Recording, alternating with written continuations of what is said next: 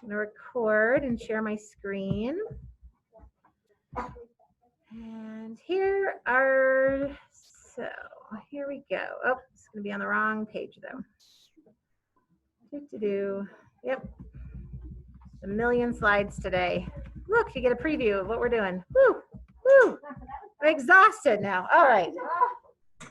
We went back in time, my friends. All right. So today we start Unit 2. So Unit 1 was, so how the EL units usually go in the modules, or the first one, we find out a lot about our subject. The second one, we start doing some research or doing some information on our own. And then on the third one, we kind of put that all together and apply it in a way that it works for everybody. So we're starting Unit 2 today. So we're going to be looking at a different kind of book than we've been looking at before, but we're still looking at overcoming learning challenges, near and far. And in different, we're in a different place today. So today we are going to look at a book called My Librarian is a Camel: How Books Are Brought to Children Around the World. So now that you've built some background knowledge about people around the world having to overcome a learning challenge about accessing school, now we're going to focus on some things from this one book to learn about how learning challenges people face accessing books. And so we know that when we read in Waiting for the Billy O Burro, they had trouble accessing books for sure. And in the Rain School, it was more about the challenge about school. And so was the Nazarene Secret School, about more about getting to school. But we're going to focus on getting books at this point. And so thinking about books, are we fairly used to having books available to us here and there? Yes, we probably, I mean, how many of you go to, obviously right now we're having a little bit of trouble accessing books because up until recently the libraries were, closed and we didn't have as many options. And if you weren't at school, you didn't have the school library or the classroom library. So sometimes it might be a little hard to access books. We've been also looking them up on Epic, so that's nice. But if you think about that, there are places around the world where different places and cultures don't necessarily have the same access to books as we have. Has anybody ever read a book that came from a different culture? Came in a different language even perhaps? Paxton, what kind of book did you end up with?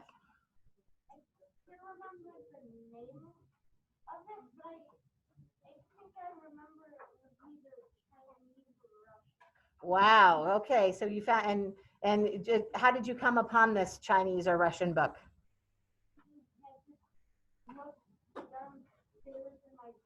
Oh, all right. So a book at your house that was either what did it have pictures? No. So could you read any of it then? No. So how did you feel about that? It was interesting, probably, to see at least what the writing looked like. Yeah, very cool. All right. Sunny?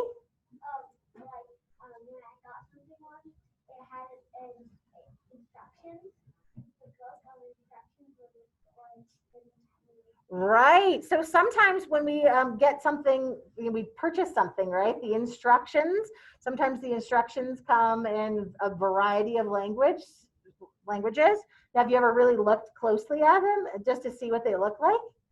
Yeah. Okay. Is it pretty interesting? Yeah, for sure. Madison.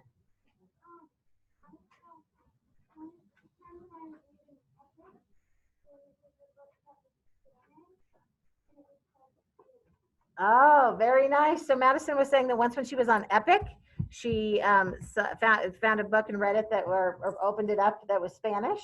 Okay, what did you think, Madison? Was it interesting? So that's exactly right. She didn't know how to read the words, but she could look at the pictures and figure out what was going on. Very good.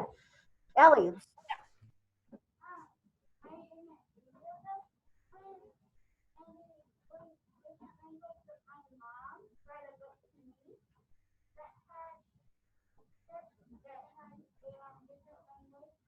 Very nice. Okay, so Ellie was saying that her mom read a book to her that had a different language in it. Very good.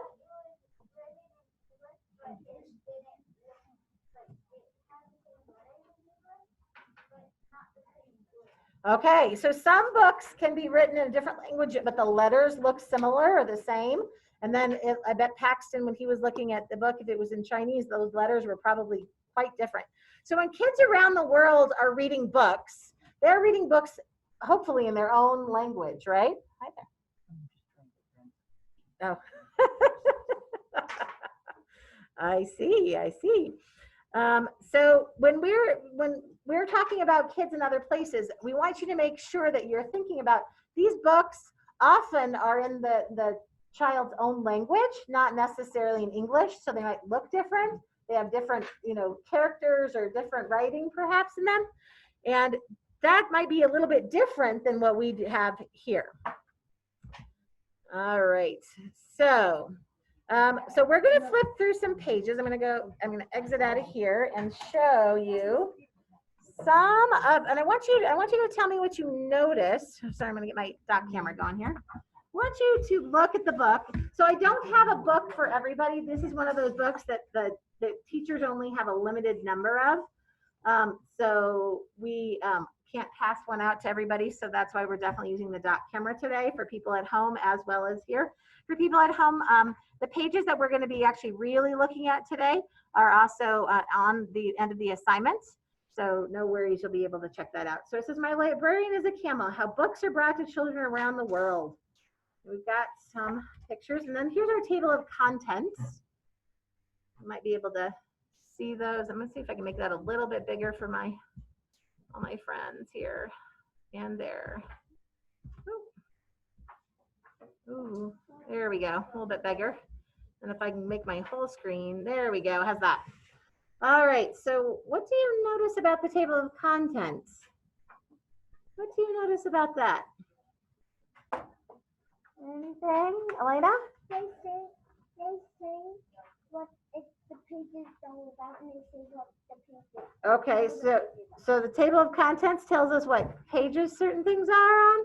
What do you notice about the labels here in that table of contents? What do you notice? Sunny? I noticed that there are different languages? Well, not quite. You're close though. You're so close, Noah. the same letters but different words. There are letters, different words. Yeah, Paxton? For all of the countries that have different languages. They're names of different countries. They're definitely names of different countries. Australia, Canada. In fact, now we're going to turn and look at this. And there is a map. And I'm going to have to make this one smaller so that we can actually, I'm going to have to make this a little smaller. Otherwise you can't see the whole map. But I can do this. There we go. All right. So Canada, England, Finland, Azerbaijan, Pakistan, Mongolia, Papua New Guinea, Australia, Indonesia, Thailand, Kenya, Zimbabwe, and Peru. Do any of those places sound familiar to you? Are any of those particular countries something that you've heard of before? Cooper? Australia? Okay, so Australia, here we are. Australia's way over here, so pretty far away. But of course, this is also, if you imagine this is the flat version, but we know that really this edge here meets this edge here, right? So yes, Australia is a popular country. They had some big fires semi-recently in the last year, about a year ago, and they were very, very sad because they had some bad things going on there for sure. Mr. Ryder, which one of those sounds familiar to you? Canada. All right, our neighbor to the north, right? Part of our continent, Canada. What sounds familiar to some of you at home? Any of those look familiar or sound familiar to any of my friends at home, or have any sort of schema for any of those? Looking for my friends at home. Not seeing any hands up. All right, I'll keep it. Okay, Finn, help me out.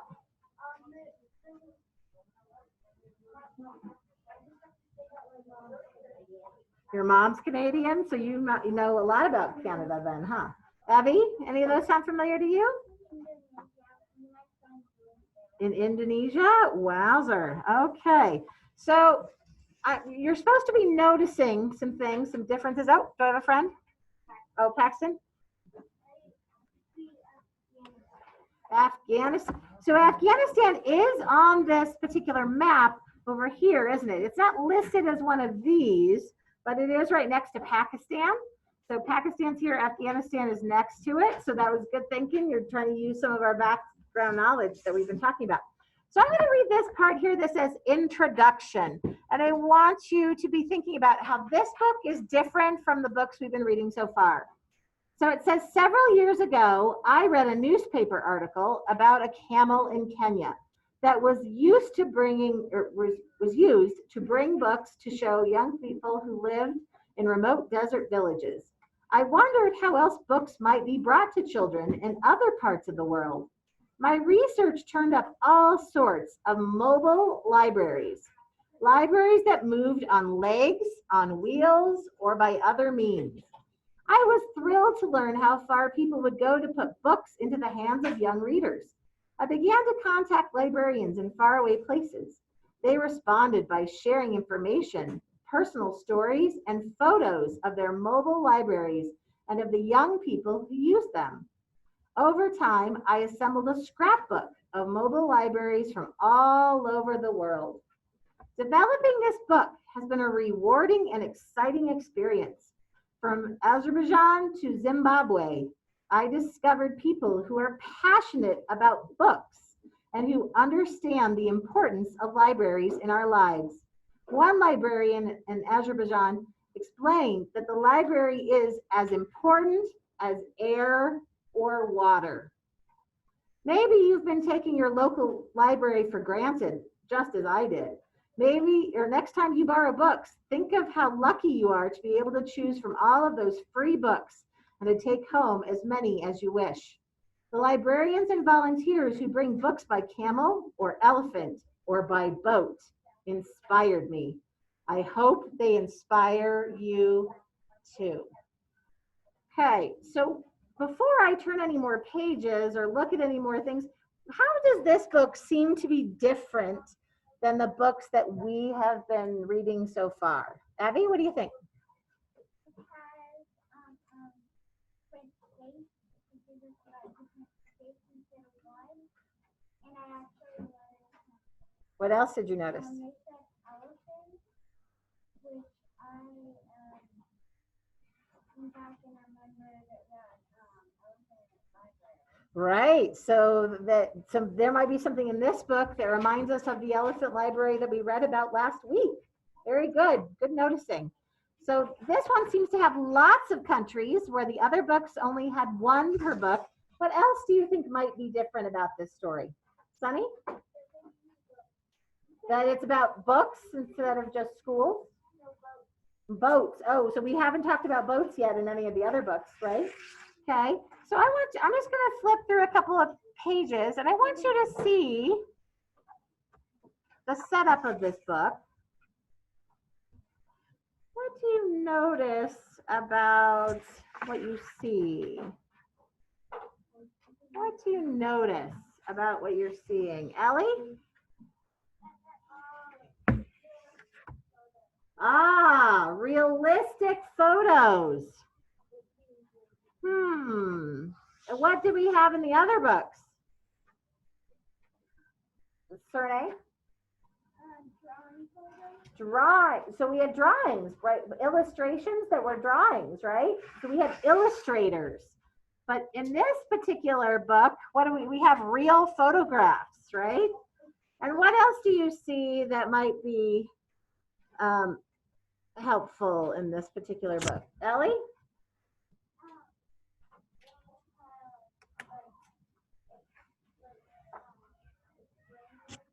Explaining words. Tell me more about that.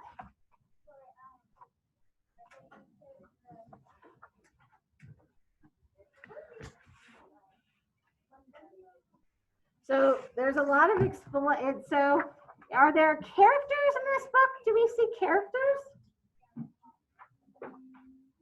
We see kids for sure, but do you see any particular character that's on every page telling a story?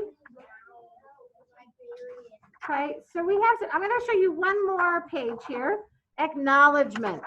This is toward the end of the book on the last page, last page. The author wishes to thank the following individuals, institutions, and organizations for their assistance in the development of this book. And then each of the countries is listed. And then behind it are various people names and sometimes companies and sometimes descriptions of who that person is in particular. Because like it says right here and under Mongolia, they have Jamban Dashdongdog and the Metropolitan Central Library of Ulaanbaatar, Mongolian Mission to the United Nations. So sometimes they tell exactly who that person is. It's not just a regular person. They have like a special job. And then here are some references. Children's books news, some reports, and some things from particular library services. Okay, so did any of our other books have acknowledgments about where they got the information? Did we have any other book on our other books? Did they tell us where they got the information? No. Not necessarily. Mrs. Harrison gave you some extra information about the Rain School, right? I pulled up some pictures and so forth, but those were not in the actual book. So we're going to look, I'm going to go back to my presentation here. So we noticed some things that seems like there might be some facts and some explaining words, as Ellie put them. All right.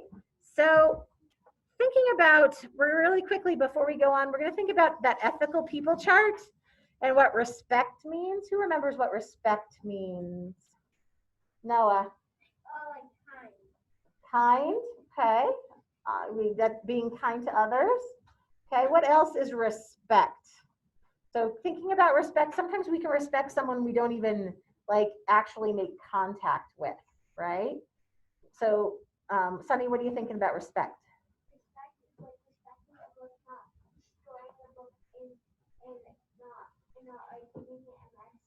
Okay, so treating it kindly, kind of like, so people, we can respect things as well as people, can't we?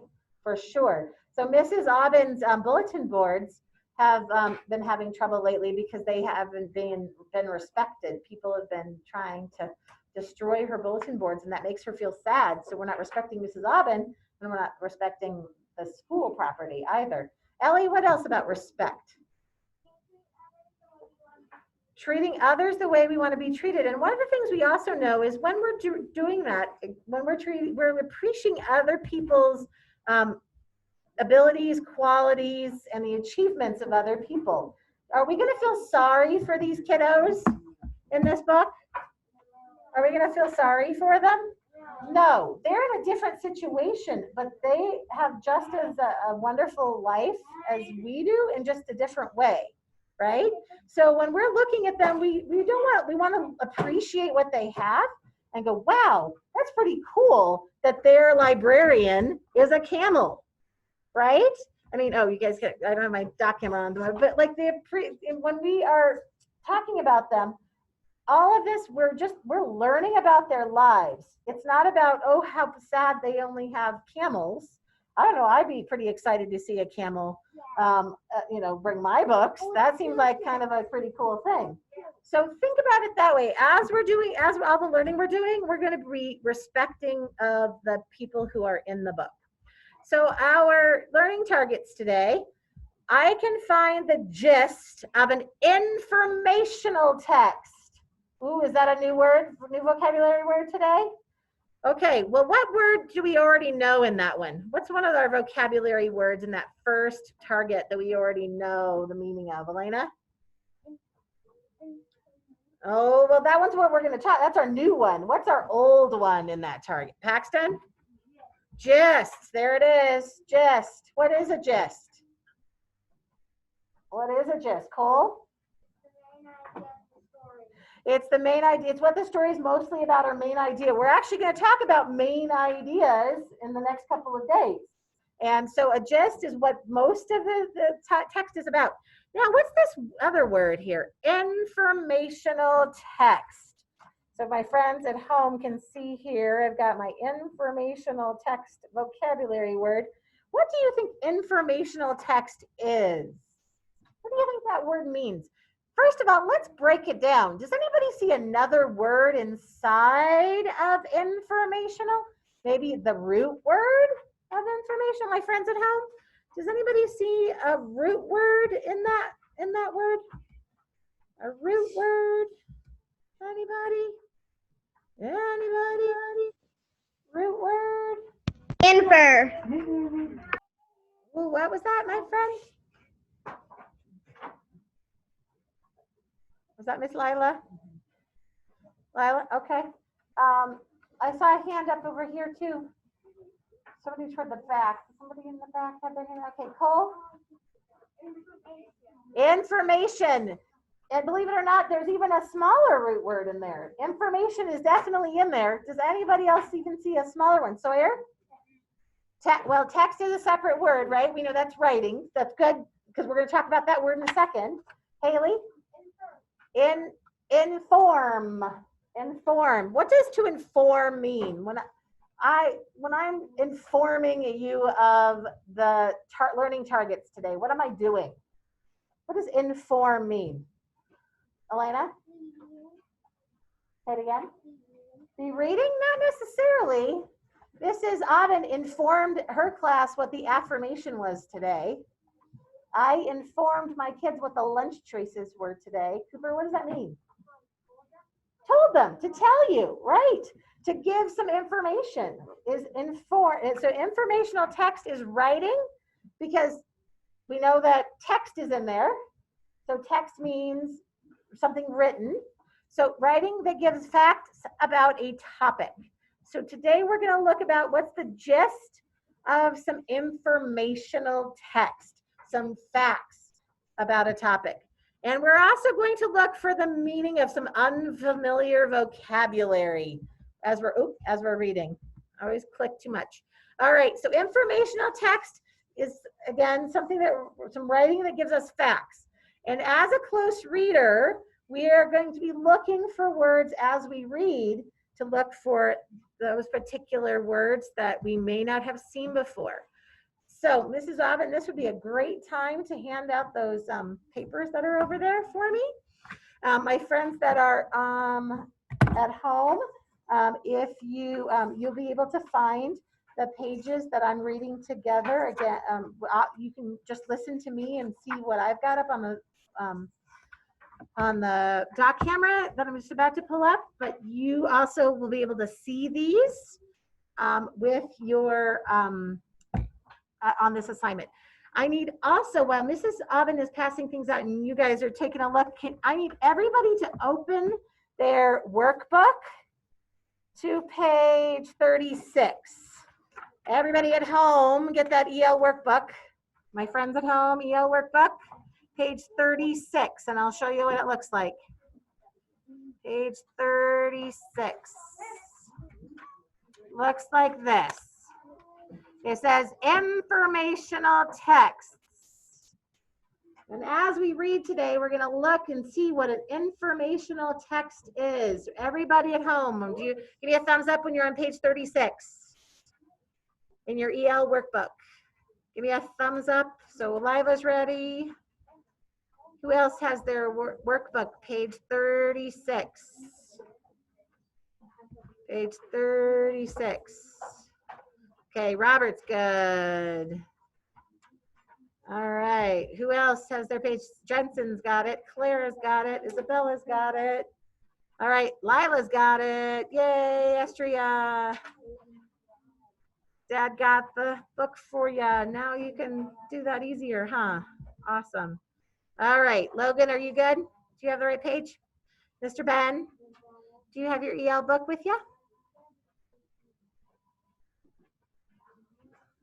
Okay, perfect. Can you open it to page 36? 36. 36 for me. All right. Yes, go for it. All right. So informational text. So it says informational texts inform or teach a reader about a topic. Do you expect that we're going to have to learn something today then when we read? Yes, yes. Informational texts often have text features that the author uses to help the reader understand and find information in the text. What did we see at the beginning of our book that might help somebody find the information they need? Abby? Table of contents.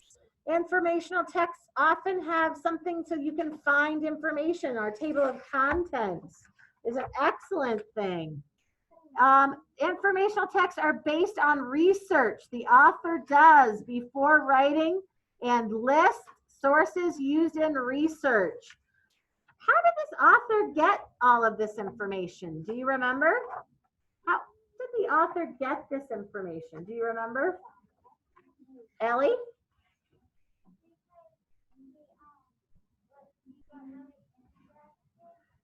Yes, in the introduction, the author mentioned she thought it was really interesting, right? And she started to contact, it said, I began to contact librarians in faraway places.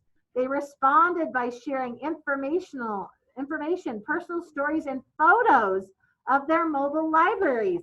So did this person have to do research? Yes. Did she know about all these libraries to begin with? No, she had to do some research. And in the back, there's a list of information of where she got the information. She acknowledged or made sure to thank all the people who helped her write this book. And it's important when you have an informational text that you know where the person got the information. Mrs. Harrison could write a story about alligators, a book about alligators, but I don't know much about alligators.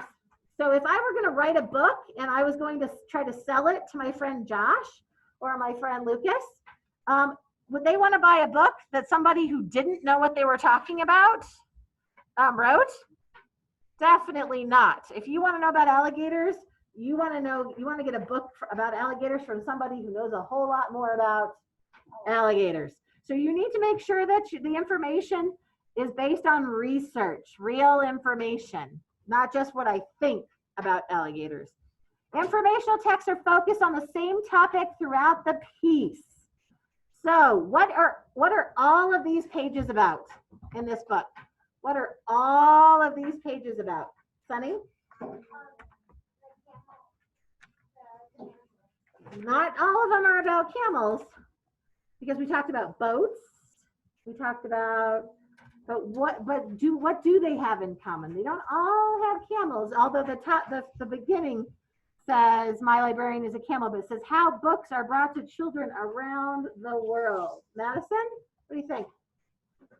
What are all the pages going to be about? About how kids get books, exactly, around the world in different countries. Okay. It says informational texts are clearly presented and easy to understand. Well, we'll see once we read today's article. Information texts have illustrations that support the text. So and we talked a little bit about these. These are photos of the information. Do you think the photos will help us understand what the words are telling us? Probably. If I wrote a book about alligators, what would most likely the photos be of? Alligators, or alligator like parts of their body, right? Or their habitat. They're going to have something to do with the text so that we understand it better. Informational text introduce a topic with a focus statement. Develop the topic with evidence such as facts and details, and end with a concluding statement or section. Informational text group related information together to explain a main idea. There you go, Cole. There's our main idea kind of thought right there. Okay, so good thinking for sure. Informational texts have main ideas. All right, so we're going to take a look at this story. And we are going to, I'm going to read it once, and then we're going to do like a little close read with it and figure out what the gist of each paragraph is, what each section is. And you'll notice they even have on this page over here, they have a map where they zoomed in on Africa and the country of Kenya. And they even included their flag and some information about the country, not just about their situation where they have, where they're getting their books from. So my friends who are here have a copy that they're going to pull out and read along with me. My friends at home, I'll have the doc camera up so that you can read for sure with me. But you're also going to need to have page 37 open on your desk and on your at your table or wherever you are working at. Page 37. Make sure you have that and your pencil because we're going to do some writing. All right. So let me go through here real quick. I'm giving everybody time to get that page. If you closed your book, you're good, hopefully. All right. What is going on with my computer? Oh, if you click with the right finger, it doesn't work. Imagine that. All right. So here we go. So we're going to be close readers. We're going to read chunks of text slowly and think about the gist. We're going to look at any words we don't know and we're going to write them down. And here is that page a little bit bigger for those of you, but now everybody has their workbook now at home, so I don't need that one, which is really great because I don't need to have that. All right, so this page right here says beginning at the roads to Bula Iftin, ending at means of transportation, camels. So I'm looking for this section, this text, and then I'm going to be, in a moment, I'm going to be asking what you think the text is mostly about. You're going to be looking for words that are unfamiliar, words you're not 100% sure what they might be. And then we're going to talk about the meaning and fill them in the meaning, what the meaning is. It says you can use a dictionary if you want to. I think today we are probably going to stick to just us doing it. So I'm going to read it all once through, and then we're going to do the close read with each paragraph by itself. Okay, so reading with your eyes. So I'm looking for my friends here to be on the first page where it says Kenya at the top. I'm looking for all my friends to be ready. Mr. Paxton, I need you looking at the right part of your paper. There we go. Looks like my friends are mostly ready here. Everybody should say Kenya at the top. What country do you think this page is on then? Kenya. Kenya, pretty big letters. This is called a heading. A heading is really an obvious way. It's in big, bold letters, right?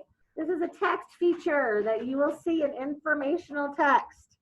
And then you can also see pictures. My friends at home, I'll try to make this a little bigger again so you can see the pictures a little bit better there. All right. So I'm going to read the whole thing through. Listen for new words and be thinking about, what is this about? The roads to Bula Iftin, 200 miles northeast of Nairobi, are impassable because of the desert sand, even for cars with four-wheel drive. But young people who live in nomadic villages in the area are hungry for books. So librarians use the most economical means of transportation, camels. Library camels are on the road 5 days a week. They can carry heavy loads and need little water in the heat of the desert. One camel may carry as many as 500 books, weighing about 400 pounds. A driver and a librarian divide the books into 2 boxes. They saddle them on the camel's back, which is covered with a grass mat for protection. The second camel carries a tent that serves as the library roof. And then up here it says, these young readers are grateful for the books brought by camel. Okay. Here we go. So my friends here, you're flipping over the page. The students of Bula Iftin eagerly await the arrival of the camels.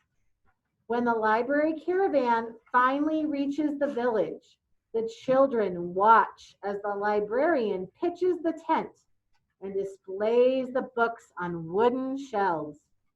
The librarian places the grass mats on the ground in the shade of an acacia tree, making a place where the children can sit.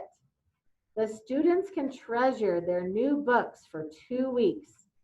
When the library camels return, the children can trade their books for new ones. And then I know the picture didn't come out very well on yours, on the Xerox copy, but you can see there's our 2 camels, very loaded down with all of their materials. So these camels are ready to bring books to children in remote villages. And then up here, we'll read this paragraph as well. Kenya is a country in East Africa. Kenya's climate varies. The coast, which lies on the Indian Ocean, is hot and humid. Inland, the climate is temperate, but the northern part of the country is dry. The official language is English. The national language is Kiswahili. So, did anything about that section surprise you? That part about Kenya? Did anything surprise you in that little section up here? Madison?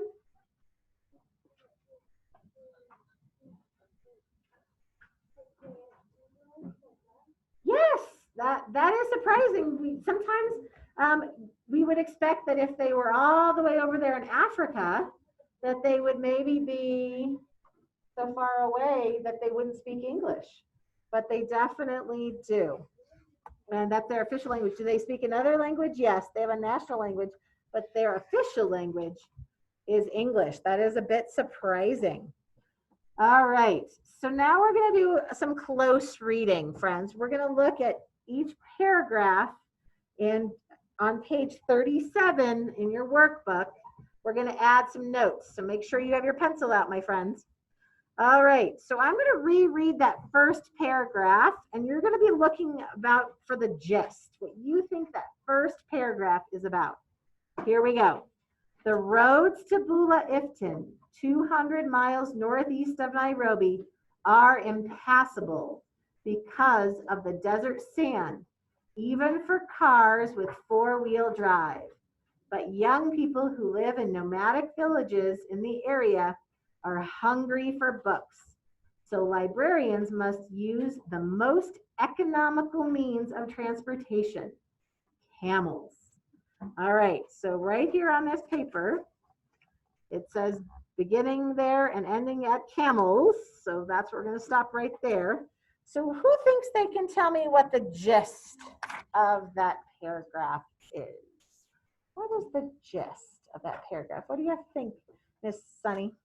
I think the camels are bringing books to children because using cars or four-wheel drive can get too soon. All right. So I like that. We got to condense it down a little bit, just even more. I know that you took you had the main idea there, but got to squish it down, right? Like the gist a little bit more. So why do camels have to bring the books? Oh, Jensen, why? Hold on, sorry. Why, Jensen? Why do the camels have to bring the books?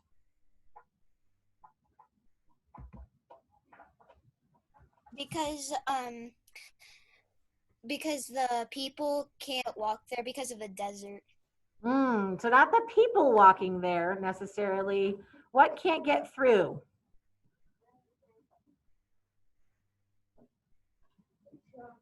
What kind of transportation? Cars, right? So the roads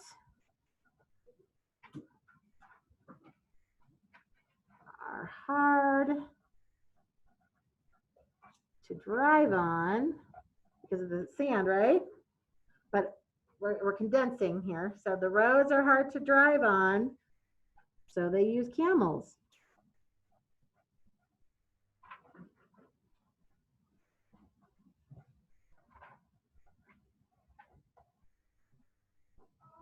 What do the camels do? They bring the books.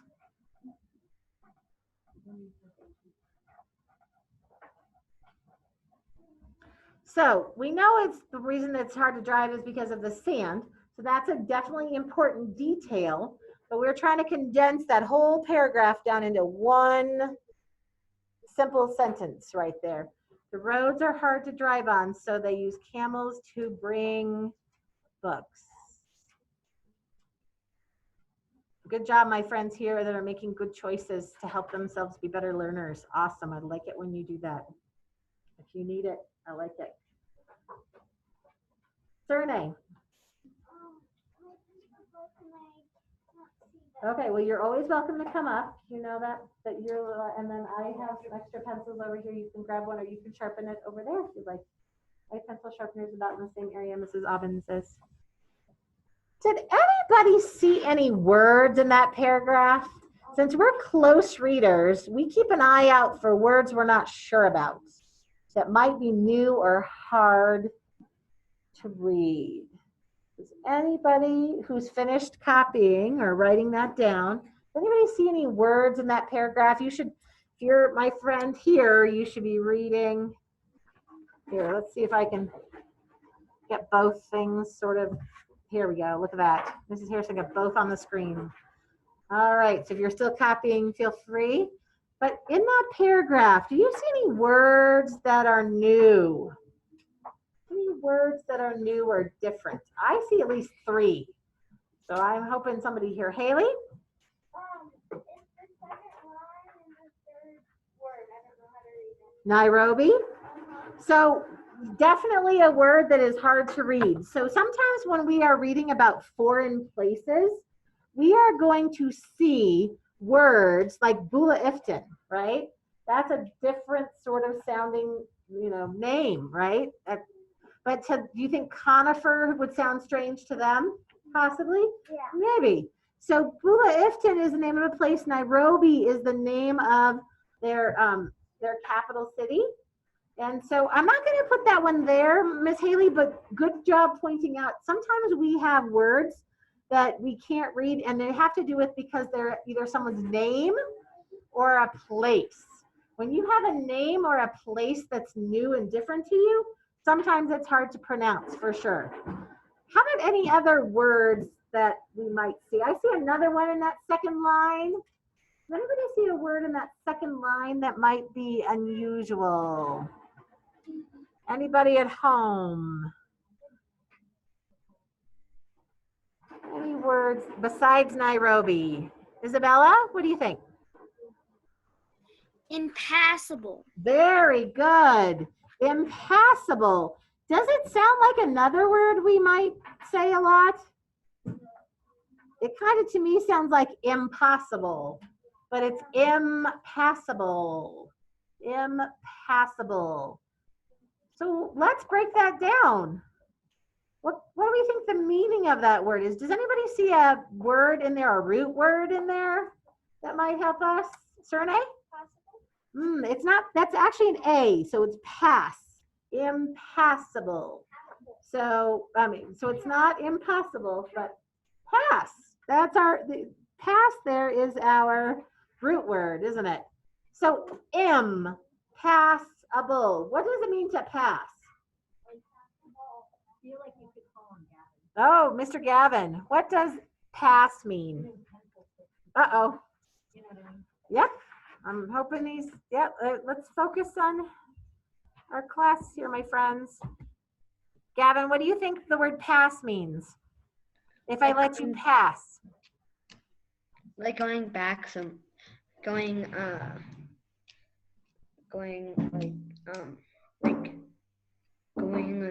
through somewhere. Exactly. Pass means to go through somewhere. So what do you think it means if it says impassable? Im is a prefix, right? Pre-im, and if we think of impossible, it means it's not possible, right? So what do you think impass, and then able is our suffix. So what do you think that means? Anybody, my friend Logan? Impassable. What do you think that means?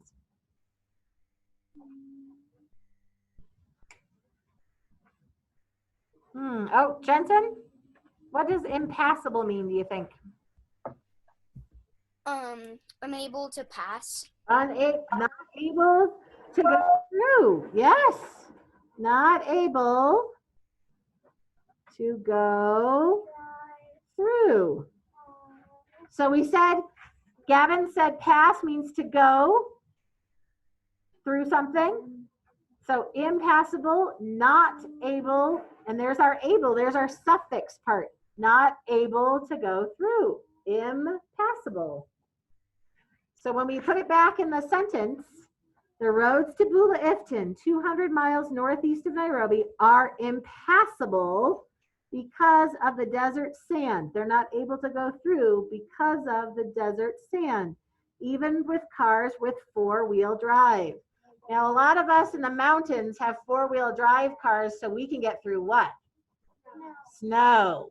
And so can you imagine that even, and sometimes the snow is even so hard to get through that sometimes even our cars with four-wheel drive have difficulty. So imagine that the snow, in this case, the sand instead of snow is so bad that they can't even get through with a four-wheel drive vehicle. All right, who sees another word in that paragraph that we can look at? You can find another one. Another one. Haley, what do you think? One time when we were at the Grand Canyon, there was a lot of sand, and when we were trying to back out of it, we couldn't. Okay, so you're using your connections and your schema. So Haley was telling us that once when she was in the Grand Canyon, their car was in some sand and they had a hard time backing out because it was so thick. All right, I'm looking for another word in that paragraph that might be a word that we need to look at. Sani.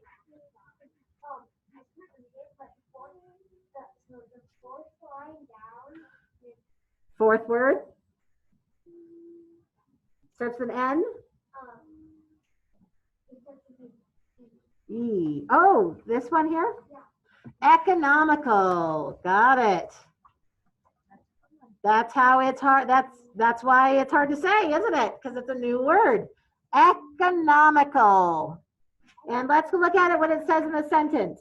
So librarians use the most economical means of transportation, camels. So what, do we see any word in there that maybe we have some familiarity with? No? Economical. Does anybody hear a word inside of that? Can I help you out? Oh, Evie, what do you think? That's part of it. Economy is the root word. Economical is how we pronounce it, but economy. Does anybody know what the economy has to do with? You probably hear it on the news a lot because they're always worried about it. Government is always worried about the economy. What do you think that means, Finn? No, it has to do with us being able to buy stuff and businesses doing well. What do you think, Evie? It has to do with money. Yes. Has to do with money. Economical. So if they have to get the books, the librarians have to use basically some sort of money, right, to get the books to the kids. So the best way to use their money is to use the transportation of camels. So the camels are the cheapest way to do what they need to do because the cars can't get through, right? So that's a problem. So they have to figure out how else to get those books through. So camels are the cheapest way to do that. So economical means has to do with money. Okay, I see one more word in there that probably is a new word. New word. Abby? Transportation. Well, we could write that one down, but what does transportation mean?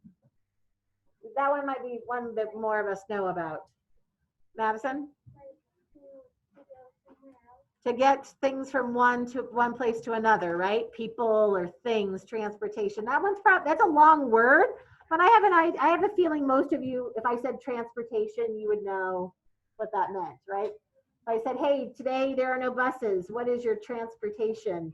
You'd probably say, you know, my mom's car, or I walked here, or my dad had to drive me, or my friend had to, you know, something along those lines, right? I see a word nomadic. Nomadic. What do you think nomadic means? And I actually have a word already for us, nomadic. No, let's read the sentence it's in. It says, but young people who live in nomadic villages in the area are hungry for books. Now, this one's a little hard because nomadic is, there's nothing really in that sentence that tells us what nomadic means. And there is a word inside nomadic, but I have a feeling you're not going to know what that word means either. Does anybody see a word inside there as well? Ryder?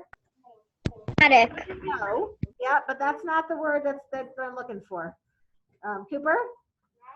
No, but there is the word mad, but that's not, but actually the base word is Nomadic. No, it's actually nomad. Nomad, which probably isn't a word you know the meaning of either. So is this one that we'd want to look in the dictionary for? Probably, but we're not going to grab those dictionaries right now, but this would be one of those words where we couldn't break it apart. We couldn't tell from the context of the sentence. So we're going to have to write it down. So we'd have to look. And if you look up nomad or nomadic, it's to move around together. I'll just give you the dictionary version. So if they live in nomadic villages, what does that tell you about the village? What happens to it? They move. The whole village moves together. So are they going to have big buildings in that case?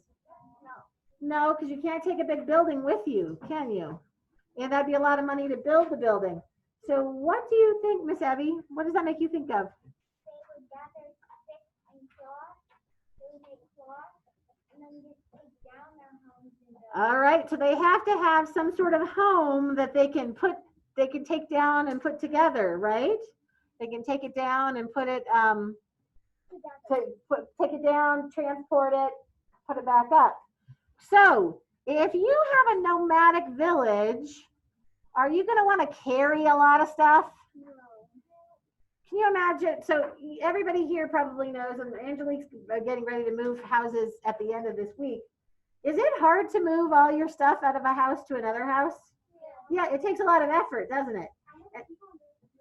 Did you, Miss Honey? So when you're moving all of your stuff, you need trucks and you need, lots of people to help move big furniture, or maybe a dolly to help you.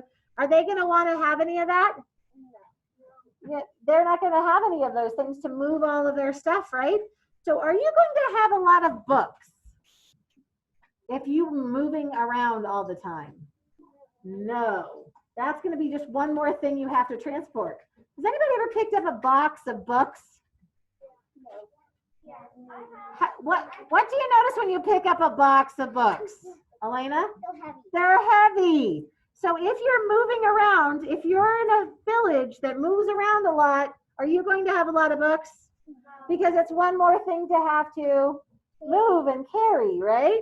So it says young people who live in nomadic villages in the area are hungry for books. In other words, they don't have very many, so they are eager to get them, aren't they? All right, let's look at this next paragraph. Library camels are on, okay, I'm going to take this away for a minute. Library camels are on the road 5 days a week. They can carry heavy loads and need little water in the heat of the desert. One camel may carry as many as 500 books, weighing about 400 pounds. There's the books. Those are books that are heavy for sure. A driver and a librarian divide the books into two boxes. They saddle them on the camel's back, which is covered with a grass mat for protection. A second camel carries a tent that serves as the library roof. All right. So what is our gist? What is that paragraph mostly about? What is that paragraph mostly about? My friends at home, anybody? Oh. What is this paragraph mostly about? What do you think, Leo? What is most of this paragraph about? I'll give you a hint. It's the very first couple words there. Disappeared on me. Miss Clara, any idea what this paragraph is about? Oh, look at my finger. Can you see my finger? What is most of this paragraph about? How the camels bring the books, right? So how could we make a sentence for the gist there? Okay, so what kind of camels are they? Just wandering camels? No. Who owns them? Um, The library, right? The library camels. Someone carry. They told us they carry books, right? What else did they say that they carried besides the books? Elena? There's a grass mat, right? The mat is for protection, and then they use them again later, right? And then something else, something kind of big. Cooper? And the tent.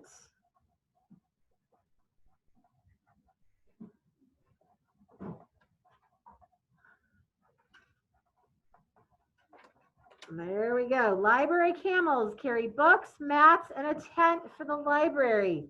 Now, that paragraph has a lot of other details about those things, but that if we took all of those sentences in that paragraph and squished them into one sentence, Mr. Josh, do you have all this written down, buddy? Do you have this all written down? Probably want to get to that. All right. If you're done with this, you be my detective and look through that paragraph and see if you can find any words that we're going to put in our vocabulary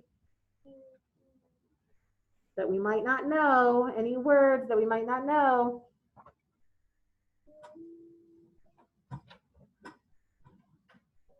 If you're finished copying, look for some words for me.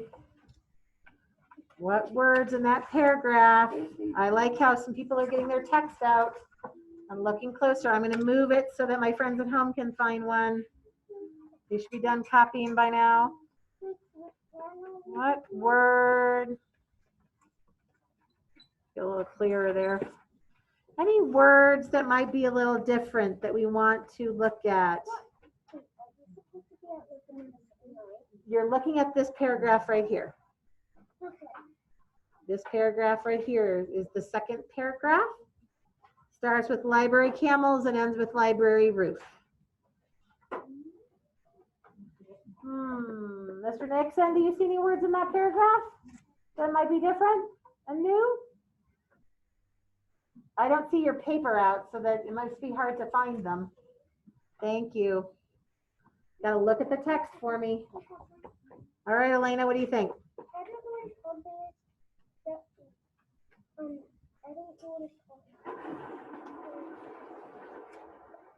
Divide? Is that the word? Oh, weighing.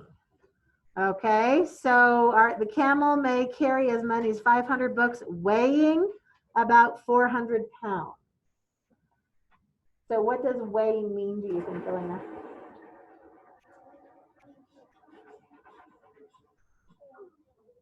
How heavy something is? Okay, so we could put weighing.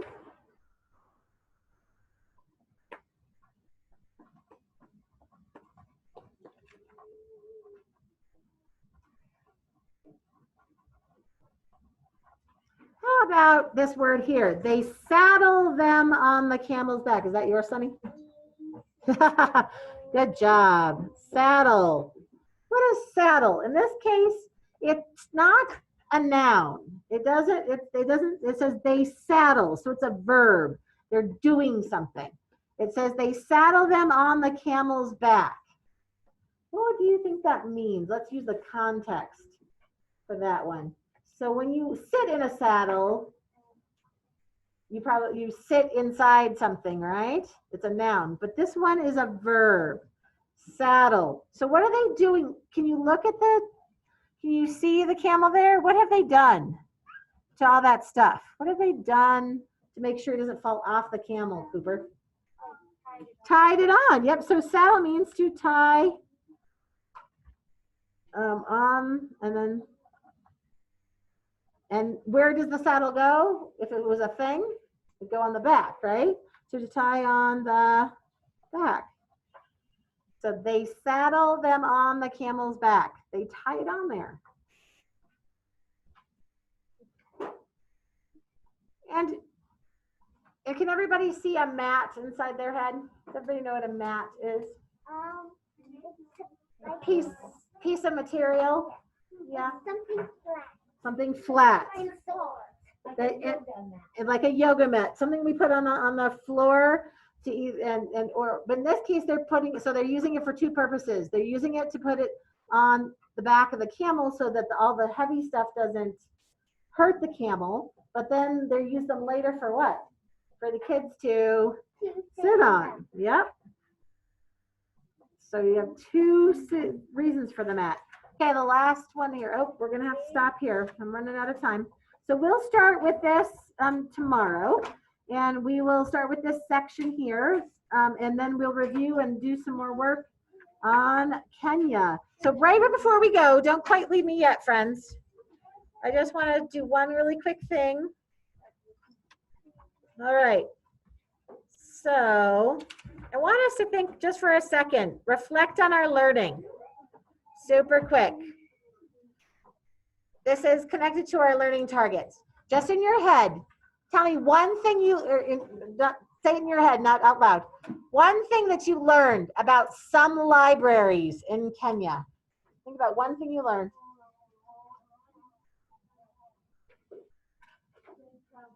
Okay. Think about what the climate is like in Kenya. What must that feel like to live there? Are you thinking about that?